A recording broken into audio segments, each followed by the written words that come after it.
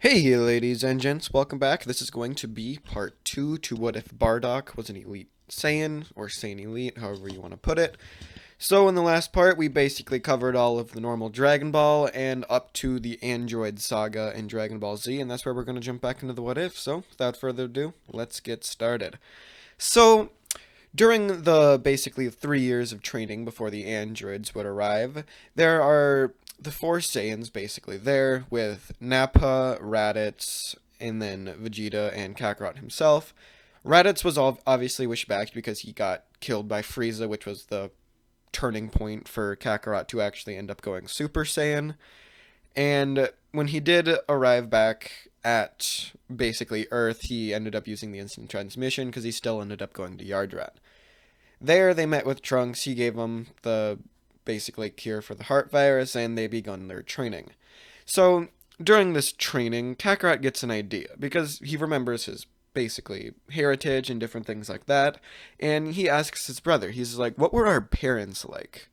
And Kakarot explains to him that basically Bardock was pretty similar to what Kakarot is basically like right now, and Gine is kind of just like the motherly figure, and she doesn't really like fighting all that much.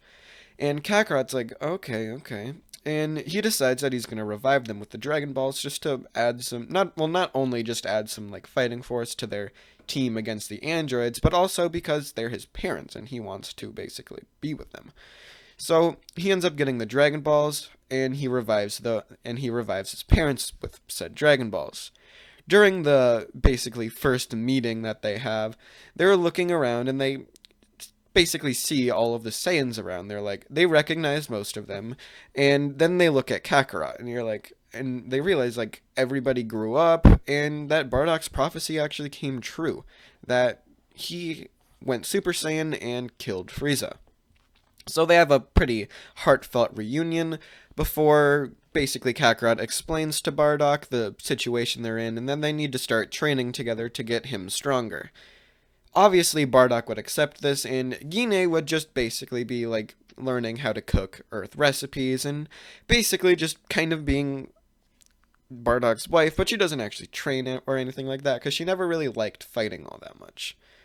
Maybe she would train a little bit due to the basically like change of attitude in the Saiyans because like she didn't really like what the Saiyans used to be, but like they're a lot different from what they used to be. So maybe she would train a little bit, but she wouldn't train nearly as much as everybody else, and she wouldn't be anywhere near as powerful as them. So basically, they continue on with their training. Everybody, including Bardock, eventually would unlock the Super Saiyan during this training, and yeah, and basically due to constantly training together with now that Kakarot, Raditz, and Bardock would be training together, and Vegeta and Nappa would be training together, and they would basically constantly train. And due to them basically training with other Saiyans as Super Saiyans, they would earlier than normal they would start unlocking the different basically grades of Super Saiyan. Super Saiyan grade 2 and 3, and eventually Kakarot realizes that these aren't very good forms and would actually master Super Saiyan or Super Saiyan grade 4. So that's as far as they get, obviously. Like, they don't go into, like, Super Saiyan 2. Oh, yeah, and I forgot to mention, Gohan is also, or not Gohan, Trunks is also training with them because Kakarot ended up marrying Bulma instead of Chi-Chi in this. So that happens, I guess. And they get a better, like, time, not, what am I calling it, a time chamber? They get a better, basically, gravity room, basically being able to go up to 1,000 times or to 2,000 times during that training period, so they get better training than what they do normally either way. So now they go to the spot where the androids are supposed to arrive, and they show up there. Kakarot obviously still didn't take the heart medicine, so he begins his fight with Android 19. And the androids would be basically just as powerful as they were in the original, because they didn't end up going to Namek, just like in the original, and the highest power level that they basically found on Earth was Kakarot at a power level of a little above 100,000, and that's not like Vegeta was a little bit more powerful than that, but he was already weakened and he had to make up the power ball, so he would have been in a much weakened. He would be in a really weakened state when he went into his great ape form. So he the androids are pretty much just as powerful as they were, but Goku in his, or not Goku, Kakarot in his Super Saiyan Grade 4 state, he's easily managing to take down Android 19, ripping off his arms, and he's actually about to finish him off before he succumbs to the heart virus and ends up going back to take the medicine. Bulma is scolding him. She's like, I told you to take it, you fucking moron! Just because it's Bulma, she's a lot more like, she's a lot smarter than Chi-Chi was, like, because, like, she's, like, a scientist, she's really smart and all that, but she's like, I fucking told you to take it, you dumbass, like, she's not exactly being nice to Kakarot here. So he takes the heart medicine, and the rest of the Saiyans would begin fighting with the androids. Raditz, Nappa, and Vegeta, all in their Super Saiyan. Raditz would be in Super Saiyan Grade 4, while Vegeta and Nappa would be in their normal Super Saiyans, but they would have access to Grade 2 and Grade 3. But they didn't seek mastering it due to them not really seeing, like, just like in the original, they didn't see the weaknesses of using it, so they kind of just stuck with it and were like, we need more power, kind of a thing. So they easily managed to take down the heavily weakened Android 19, and Dr. Gero runs. Dr. Gero escapes, and they basically are trying to track him down until eventually they find Dr. Gero's lab. But it's too late. He had already awakened androids 17, 18, and 16. So after obviously awakening them, they're basically just as strong as they were in the original, just like all the other androids, and they begin fighting with the Z Fighters. And due to the massive power increase of basically all the Z Fighters, they are not really managing to put up well. Until they see a weird bug creature come out from behind them, and he yells, Solar Flare! And then he absorbs both of Android 18 and 17. Android 7, or not, I almost said Android 17 kissed Krillin still, but it's Android 18. So Android 18 still kisses Krillin for, I don't really know why she did, but good for you, Krillin. And that still happens, so Cell is what the green creature was, would absorb both of the androids, and he would basically get into his perfect form. So now he challenges basically Vegeta, Nappa, and Raditz, or Vegeta, Nappa, Raditz, and Bardock, and they begin their fight. So let's just say Cell isn't winning this battle. This is like a very downhill battle for him. Like, maybe if it was just one or two of them at a time, he would manage to take them down, and then he would gain, like, a Zenkai boost from it. But no, he's fighting 5 Saiyans who are all in, like, Super Saiyan Grade 2 or 4, basically Super Saiyan Grade 2 or 3 or 4, with Raditz and Bardock being at that point. I don't even know. Maybe Bardock would just be normal Super Saiyan because he unlocked it later on than everybody else. So yeah, he's probably just a normal Super Saiyan at this point. So Cell is just trying to take out the weaklings. He manages to basically knock out Bardock and then Nappa. So now it's just Raditz and Vegeta still there to basically fight him. So he actually does manage to take out Vegeta due to him being slowed, and his last opponent would be Raditz, who is basically the third, he's probably the third strongest, because Vegeta would still probably be above him in terms of, like, power, but he would have, like, a speed advantage over him, obviously, due to him not being in the slowed down state of Super Saiyan Grade 2 or 3. So, with that, he would actually be putting up about the same amount of a fight as Goku was when he came out of the hyperbolic time chamber against Cell, but he would not be enough to basically defeat him. But this is enough time for Kakarot to basically recover, instant transmission in, and convince Cell that they just need a little bit of time to train. Cell would be like, okay, whatever, I'll set up a tournament, you guys have like a week, and they're like, okay, whatever. And this is where Kakarot remembers the hyperbolic time chamber, and they go up there to train. So only 2 people can go into the time chamber at one time, so this would be the order of them basically going in. So at first, it would be Vegeta and Nappa would go, and then Raditz and Kakarot, and then Kakarot and Bardock, and then I'm just going to say Raditz doesn't go in twice, but Kakarot gets to, and then for the last few days, Kakarot would go in with Gohan. Or no, Raditz would have to go in with Gohan because Kakarot ended up staying in for the 2 days, and it hasn't been upgraded by Dende yet because it hasn't. It hasn't, I don't know. And Piccolo would end up fusing with Kami still, just sensing the massive amount of power coming off of Cell and realizing that they might have to. So now everybody goes down and they begin to fight with Cell. I believe Kakarot would basically try to fight him first. This is just because he didn't get the time to basically train. And due to him spending 2 years in the hyperbolic time chamber and he already had mastered Super Saiyan grade 4, he would at the very least get a glimpse of himself going into Super Saiyan 2, but he hasn't probably fully mastered it yet. But that doesn't mean he even needs it. He easily takes down Cell, and Cell still uses his last resort and tries to blow himself up, on which Kakarot just teleports him off of the planet, and yeah, it's pretty simple. He teleports him into space, and then he grabs King Kai because he's a little bit smarter, and he grabs King Kai and all of his pets, and they teleport back. Cell blows up, and he actually does manage to survive the explosion, just like he does normally, and gaining a Super Zenkai boost from it, basically making himself super perfect Cell. But this still isn't enough, or anywhere near enough, to take down Kakarot, and Kakarot easily basically just shoots a Kamehameha at him, ending him in one blow. So that happens, and now there's a basically large time of peace before the next basically enemy, which would be Boo. So they just basically train over this time. Kakarot spends more time with Bulma, and things happen fairly normally. They have another kid, and they end up naming it Gohan, so now it's Gohan and Trunks, just because Kakarot wanted to name it after his grandpa, but Bulma, for some reason, wanted to name it Trunks, so Kakarot was like, okay, whatever, you can do what you want. So Bardock and Guinea, or not Guinea, but Bardock would still continue to train, and everybody would have mastered Super Saiyan 2. This is because Kakarot obviously knew about Super Saiyan 2 because he got into that form during the hyperbolic time chamber, but was not able to really master it at that point. So they continue on with their training.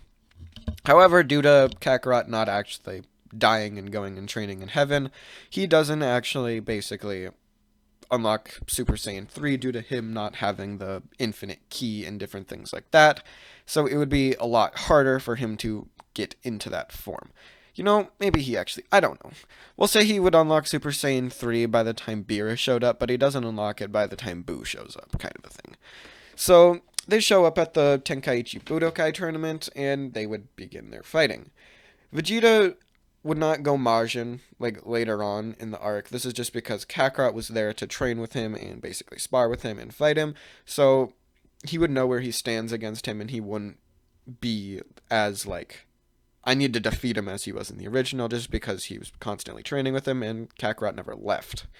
So they continue on with their training until the Tenkaichi Budokai comes up, and everybody, all the Z fighters, enter it. So it doesn't really matter all that much who does what. Let's just say for the kids division, Trunks would win, just because he's older than like Gohan and everybody else like that. And actually no, Gohan would win it because Trunks is probably old enough at this point, because Gohan was old enough at this point and he was born at around the same time. So Gohan would end up winning the kids tournament, and everybody basically just kind of has to leave. They ended up they ended up getting the androids out of Cell just because Krillin kind of was like, she kissed me, to Kakarot, and he's like, okay, whatever, you little fucking punk. So he ended up getting them out still. So Android 18 would still end up winning the tournament, unless the only reason she really would want to win is for the money. So basically, how this would have to go is she would either win or she would have to be offered money by Hercule. So it really, either way it could go. So it doesn't really matter all that much because Hercule isn't that, like, I don't really like him that much. He doesn't do anything really. He's just there, kind of a thing. So either way, it would go, 18 would get a bunch of money, and so would Gohan. Or so would basically Bulma. So they go, and Gohan still gets his energy absorbed, and then they go and chase after I don't remember their names right now. The two Majins that basically took Gohan's energy. So the what am I god? Why can't I remember freaking names right now? Shin and Kibito are obviously there, and they explain what's going on before basically Goku, Raditz, or not Goku, Kakarot, Raditz, Vegeta, Nappa, Bardock, and Gohan all go and they chase after basically the two of the Majins that took Gohan's energy. The two of them get back, and there they see. Oh my gosh, why can't I legit not remember names right now? I hate my life. Well, they see the Demon King. I can't remember his name right now. So he ends up going to like basically where the top floor is, and they end up fighting all of the different basically little people there. The guy who like was like, you can't handle 10 times gravity, and Vegeta easily kills him. The one that can absorb light. They basically take all of them out until they get to the Demon King himself. There, Kakarot turns Super Saiyan 2 and one-shots him to the ground. Just because he didn't really want to mess around with him all that much. His Super Saiyan 2 is about where his Super Saiyan 3 was in the original, just because of how much, like, better and stronger he is, I guess you could say. So, he's a lot stronger. So, they end up going, and I'm just gonna say, due to that one Kamehameha from Kakarot and the energy they ended up getting from a stronger version of Gohan, it was actually just barely enough to get a slightly weaker version of Buu revived. So, Buu gets revived, obviously, and Kakarot would challenge Buu going into his Super Saiyan 2 state. Buu is really annoyed that he can't do anything to Kakarot, and he couldn't hit him or do anything like that, and he ends up splitting, making Evil Buu and basically Fat Buu. Evil Buu ends up winning the fight and absorbs Fat Buu, making himself turn into Super Buu. So now he's putting up a much better fight against Kakarot, but he's still not winning, and Kakarot also doesn't have the basically mana, not, oh my god, the key absorption and like different things like or like the stamina draining is the better way to put it, of him going into Super Saiyan 3. So in his Super Saiyan 2 state, he easily manages to basically almost kill Super Buu, and Super Buu ends up absorbing some of the Z fighters. He absorbs Raditz and Nappa. So Vegeta and Kakarot would be basically challenging. What would Boo's name even be? I don't know. A much, much stronger version. He's basically like how strong Buhan was, I guess you could say. So he's basically just fighting with the two of them, and he's definitely winning. So Kakarot would not know of the metamorphic, whatever you want to call it, the metamorphic fusion, and they would continue on with their fight. So at some point, Buu would also absorb basically Vegeta, and he would be insanely powerful at this point, like way too strong for literally anybody there. So Goku at that point realizes he has to do something, and he begins screaming. And for the first time, he transforms into a Super Saiyan 3. Just because he definitely needed this power in order to defeat Buu. And it's kind of like how he went into basically something like Ultra Instinct the third time I think he went into it.